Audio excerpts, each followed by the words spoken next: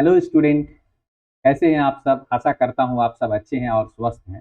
आज मैं BSc mathematics real analysis का एक बहुत ही important chapter mean value theorem का वीडियो लेक्चर शुरू कर रहा हूं। आज हम मीन वैल्यू थ्योरम का जो पहला थ्योरम है वो है रोल्स थ्योरम। ये रोल्स थ्योरम का स्टेटमेंट और प्रूफ हम आज इस वीडियो के माध्यम से जानेंगे। आप लोगों से मेरा एक रिक्वेस्ट है कि ये मेरा चैनल है, यहाँ पर देखिए ये मेरा चैनल है। यहाँ पर मैं हायर मैथमेटिक्स का वीडियो अपलोड करता हूँ। इसमें एमएससी बीएससी जो लोग कर रहे हैं उन लोगों के लिए ये चैनल जो है बहुत ही हेल्पफुल होगा। तो ज़रूर आप लोग ये चैनल को सब्सक्राइब कीजिए, है ना। बेल आइकन को प्रेस कीजिए ताकि आने वाला वीडियो जब भी डालेंगे तो उसका नोटिफिकेशन आप लोगों तक बहुत जल्दी पहुँच जाएगा। और साथ ही साथ ये चैनल जो लोग पीजीटी का तैयारी कर रहे हैं, पीजीटी मैथमेटिक्स या कहीं भी कंपटीशन में जो हायर मैथमेटिक्स पूछा जाता है, उन लोगों के लिए ये चैनल मेरा बहुत ही हेल्पफुल है। तो चलिए हम लोग वीडियो शुरू करते हैं। ये देखिए रोल्स थ्योरम। तो रोल्स थ्योरम का स्टेटमेंट क्या है, सबसे पहले उसको हम लोग जानेंगे। यहाँ पर देखिए रोल्स थ्योरम का जो स्टेटमेंट है, एक मिनट, ये देखिए, if a function f x defined in a closed interval A to b, कोई फंक्शन एफ एक्स अगर closed interval A to b में अगर मैंने डिफाइंड है ना, और ये चार कंडीशन को सेटिस्फाई कर रहा है। पहला कंडीशन क्या है, F x is continuous in the closed interval A to B. दूसरा condition, F dash x exist for every point in the open interval A to B, मतलब open interval A to B के बीच में F x जो है differentiable है। तीसरा condition है कि f a is equal to f b. अगर ये तीन कंडीशन को सेटिस्फाई कर रहा है तो रोल्स थ्योरम कह रहा है कि open interval A to B के बीच में कोई एक पॉइंट सी ऐसा होगा जिसके लिए एफ डेस सी 0 होगा। ठीक है, तो ये जो इसका स्टेटमेंट है, इस स्टेटमेंट को हम लोग ग्राफ के माध्यम से पहले समझते हैं कि ये स्टेटमेंट क्या कह रहा है, और उसके बाद हम लोग इसका प्रूफ में जाएंगे। तो चलिए पहले हम लोग ग्राफ के माध्यम से इसको समझने का कोशिश करते हैं। ये देखिए, ये मान लीजिए y is equal to f x वाला ग्राफ है, ठीक है, और ये पॉइंट एक्स एक्सिस में a है, ये पॉइंट b है। तो a और b के बीच में देखिए ये जो फंक्शन एफ एक्स जो है ये कंटिन्यूअस है, क्योंकि इस फंक्शन का जो ग्राफ है इसको विदाउट लिफ्टिंग द पेन को बिना लिफ्ट किए यहाँ पर a से b के बीच में खींचा गया। तो मतलब एफ एक्स कंटिन्यूअस है closed interval A to b में। दूसरा कंडीशन है कि f dash x exist for every point in the open interval A to B, मतलब ये जो open interval A to B, मतलब ए और बी नहीं, ओपन इंटरवल में क्या होता है कि इंड पॉइंट जो है ए और बी को छोड़ के उसके बीच का सारा point open interval A to B के बीच में आएगा। तो ए और बी के बीच में प्रत्येक पॉइंट पर बोल रहा है कि एफ डेस एक्स एग्जिस्ट कर रहा है। इसका मतलब ए और बी को छोड़ के प्रत्येक कहीं भी, यहाँ पर अगर हम एक खींचने का कोशिश करें, क्या बोलते हैं, एफ डेस एक्स मतलब क्या होता है, एफ डेस एक्स मतलब होता है dy by d x, slope of tangent. dy by d x मतलब स्लोप ऑफ टेंजेंट, मतलब ए और बी के बीच में कोई भी पॉइंट पर हम स्लोप ऑफ टेंजेंट एग्जिस्ट करेगा, मतलब टेंजेंट हम खींच सकते हैं। इस पॉइंट पे भी हम टेंजेंट खींच सकते हैं इस टाइप से, इस पॉइंट भी टेंजेंट खींच सकते हैं, इस पॉइंट भी टेंजेंट, इस पॉइंट पे भी, प्रत्येक पॉइंट पर टेंजेंट खींच सकते हैं। ठीक है, ये हुआ दूसरा कंडीशन। तीसरा कंडीशन क्या कि f a is equal to f b, मतलब इंड पॉइंट पे फंक्शन का वैल्यू इक्वल होगा, मतलब ए पॉइंट पे फंक्शन का वैल्यू जितना है, ये देखिए ए पॉइंट पर फंक्शन का वैल्यू एफ ए, तो ये डिस्टेंस है एफ ए, है ना। यहाँ बी पॉइंट पर फंक्शन का वैल्यू एफ बी, तो ये डिस्टेंस इस डिस्टेंस के इक्वल है। तो f a is equal to f b. अगर ये तीनों कंडीशन अगर सेटिस्फाई कर रहा है कोई एक फंक्शन, तो निश्चित रूप से ए और बी के बीच में कोई एक पॉइंट देखिए सी ऐसा हो रहा है जहां पर मैंने क्या ना, हम टेंजेंट जो है पैरेलल टू एक्स एक्सिस खींच सकते हैं। यहाँ क्या बोल रहा है कि ए और बी के बीच में एक पॉइंट सी, है ना, ऐसा एग्जिस्ट करेगा जिसके लिए एफ डेस सी 0 होगा। एफ डेस सी मतलब dy by d x at point c, ठीक है, dy बाई डी एक्स मैंने slope of tangent, slope of tangent at point c क्या होगा, 0 होगा, 0 होगा, स्लोप 0, टेंजेंट का स्लोप 0 का मतलब है वो tangent parallel to x axis होगा। तो इसका कहने का ये है कि ये तीनों कंडीशन को अगर सेटिस्फाई हो रहा है तो ए और बी के बीच में कोई एक पॉइंट सी ऐसा होगा जिस पर अगर हम कार पर टेंजेंट अगर हम खींचे तो वो टेंजेंट पैरेलल होगा एक्स एक्सिस। ठीक है, ये और एक दो ग्राफ देखिए, यहाँ पर देखिए कि ये भी एक ग्राफ है ना। तो ये टेंजेंट क्या हो जाएगा, पैरेलल हो जाएगा एक्स एक्सिस का। ठीक है, ये f a is equal to f b है ना। यहाँ भी ये कंटिन्यूअस है और प्रत्येक पॉइंट पर डिफरेंशिएबल, मतलब प्रत्येक पॉइंट पर हम स्लोप ऑफ टेंजेंट निकाल सकते हैं, मतलब टेंजेंट खींच सकते हैं इस ग्राफ का। ठीक है, यहाँ पर ये देखिए ऐसा भी हो सकता है ग्राफ, जैसे ये यहाँ तक गया, फिर ये देखिए f b is equal to f a, यहाँ भी हुआ एफ ए ये है, एफ बी ये है, दोनों इक्वल है। तो यहाँ पर क्या हुआ कि एक पॉइंट सी ऐसा मिला जिस पर टेंजेंट जो है, टेंजेंट क्या हुआ ना, एक्स एक्सिस के पैरेलल हुआ, मतलब सी पॉइंट पर एफ डैश सी का वैल्यू 0 हुआ। ठीक है, टेंजेंट पैरेलल हुआ का मतलब यह भी देखिए एफ ए, ये एफ ए है, ये एफ ए है, ये एफ बी है, तो एफ ए एफ बी के बराबर हुआ। अब बराबर होने से ही, और ये अगर मान लीजिए कि ये कार्व अगर कंटिन्यूअस है ए टू बी के बीच में, है ना, तब ए और बी के बीच में कोई एक पॉइंट सी ऐसा होगा जिस पर एफ डैश सी का वैल्यू 0 होगा। तो ये रोल्स थ्योरम क्या कह रहा है कि एफ एक्स अगर डिफाइंड है closed interval A to B के बीच में, ठीक है, और साथ ही साथ ये तीनों कंडीशन को अगर सेटिस्फाई कर रहा है, मतलब f x is continuous in the closed interval A to B, मतलब हम फंक्शन का ग्राफ ए और बी के बीच में हम विदाउट लिफ्टिंग द पेन हम अगर ड्रॉ कर सकते हैं। दूसरा कि उस ग्राफ में प्रत्येक पॉइंट पर हम टेंजेंट खींच सकते हैं। ठीक है, मतलब f dash x exist for every point in the open interval A to b. ठीक है, मतलब प्रत्येक पॉइंट पर अगर हम टेंजेंट खींच सकते हैं, और f a is equal to f b, माने इन पॉइंट पर फंक्शन का वैल्यू अगर सेम है, तो निश्चित रूप से ये पूरे ग्राफ के बीच में कोई एक पॉइंट ऐसा होगा, है ना, जिसको हम लोग सी पर वो पॉइंट मान ले रहे हैं कि एक पॉइंट ऐसा होगा जिस पर एफ डैश सी मतलब स्लोप ऑफ टेंजेंट क्या हो जाएगा, 0 होगा। That means tangent will be parallel to the x axis. ठीक है, तो चलिए इसका हम लोग प्रूफ को जानते हैं। ये देखिए थ्योरम है, ये है ना, वही थ्योरम है, थ्योरम का स्टेटमेंट तो आप लोगों को हम बता ही दिए। देखिए उसका प्रूफ हम लोग यहाँ पर करेंगे।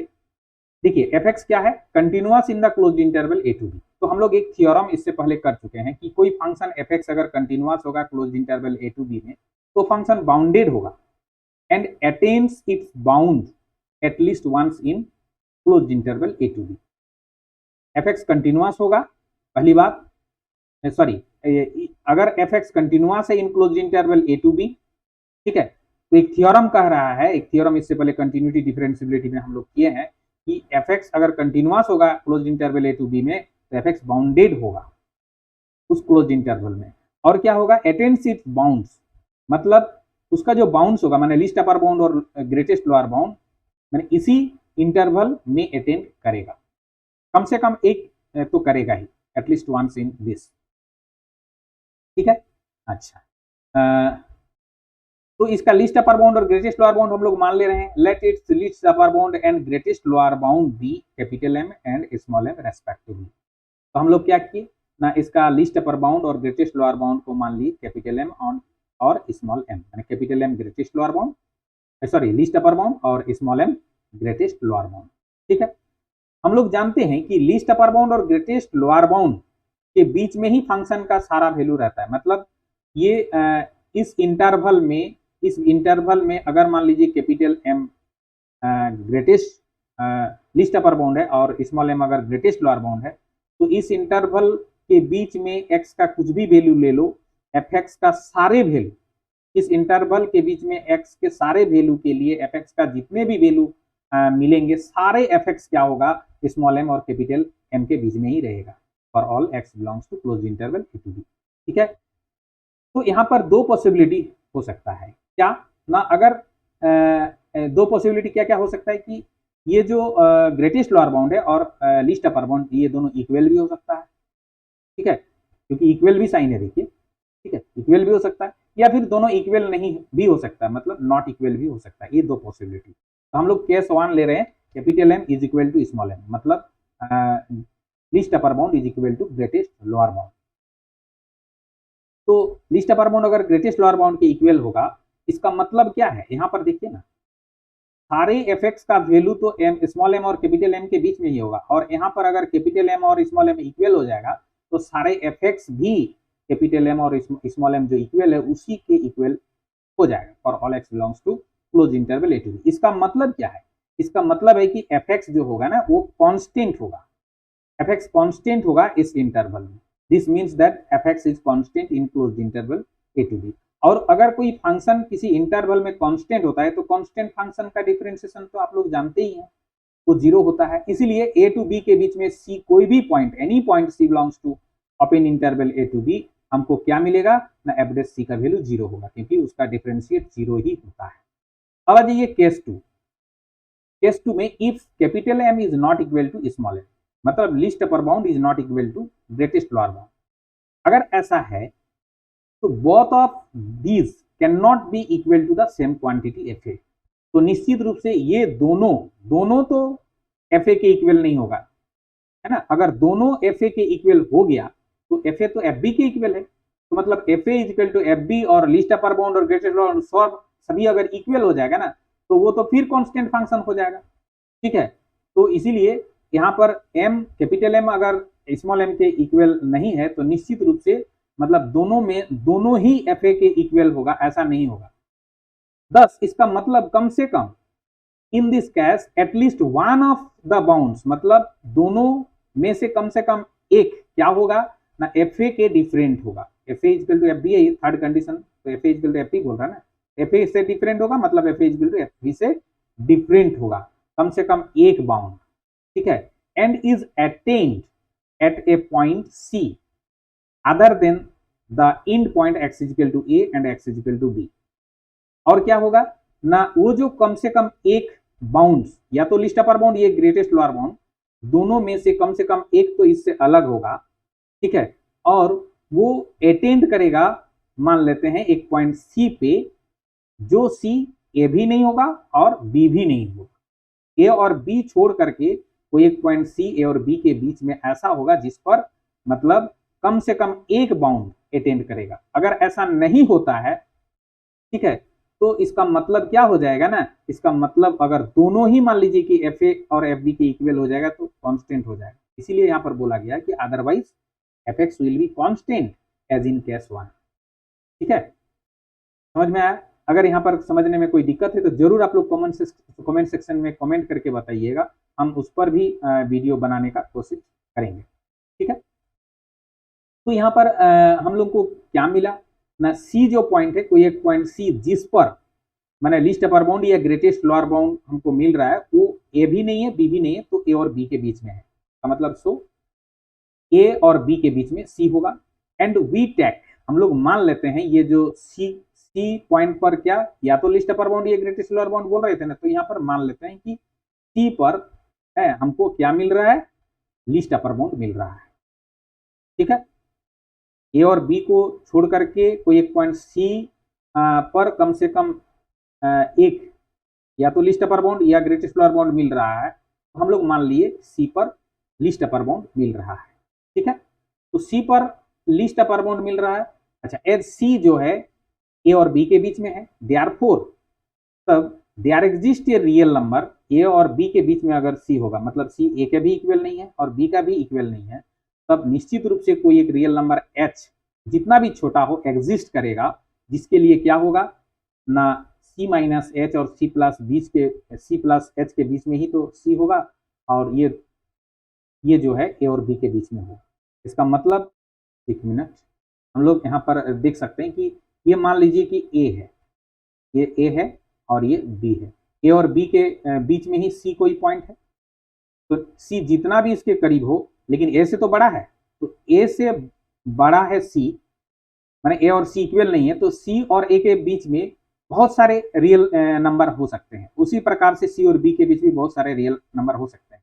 तो इसका मतलब है कि एच एक ऐसा रियल नंबर एग्जिस्ट यहाँ पर करेगा जिसको सी से माइनस करने से सी माइनस एच वो क्या होगा, ए से बड़ा होगा और सी के बीच में ही होगा, और सी प्लस एच जो है वो भी क्या होगा कि सी और बी के बीच में होगा, ठीक है। ये हम लोग एम को क्या मान लिए, लिस्ट अपर बाउंड, ठीक है, list upper bound, therefore from the definition it follows that क्या हो जाएगा, अगर एफ सी अगर लिस्ट अपर बाउंड है मतलब सुप्रीमम है, तो एफ सी का वैल्यू क्या होगा, मतलब एफ सी माइनस एच से भी बड़ा होगा और एफ सी का value f c plus h से भी बड़ा होगा, क्योंकि एफ सी जो है वो सुप्रीमम है, लिस्ट अपर बाउंड है, तो ए टू बी के बीच में कोई भी पॉइंट को बैठाओ एफ में, एफ सी ही सबसे बड़ा होगा, मतलब एम ही सबसे बड़ा होगा, इसीलिए एफ सी माइनस एच से भी एफ सी बड़ा होगा और एफ सी प्लस एच से भी एफ सी बड़ा होगा। ठीक है, तो देखिए अगर ऐसा है तो क्या होगा, दिस इंप्लाइज यहां पर f c minus h minus f c ये क्या हो जाएगा, लेस देन इक्वल टू 0। ठीक है, एंड यहां के लिए क्या होगा, f c plus h minus f c ये भी less than is equal to 0 ये होगा।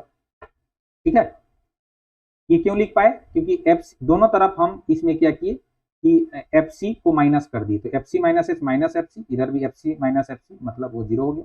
इसमें भी वही किए, f c plus h minus f c और ये इसमें भी माइनस एफ सी, तो लेफ्ट साइड में f c minus h minus f c less than 0 हो गया, और इसमें भी लेफ्ट साइड में f c plus h minus f c less than equal to 0 हो गया। ठीक है, दिस इंप्लाइज अब हम क्या करेंगे, इसको दोनों तरफ माइनस एच से डिवाइड कर देंगे। ठीक है, तो क्या हो जाएगा, f c minus h minus f c divided by minus h less than equal. अच्छा एक मिनट, अगर मान लीजिए कि कहीं भी माइनस से अगर मल्टीप्लाई करते हैं हम लोग, ठीक है, माइनस से अगर मल्टीप्लाई करते हैं तो क्या हो जाता है, या माइनस से अगर हम लोग डिवाइड करते हैं तो क्या हो जाता है, साइन चेंज हो जाता है।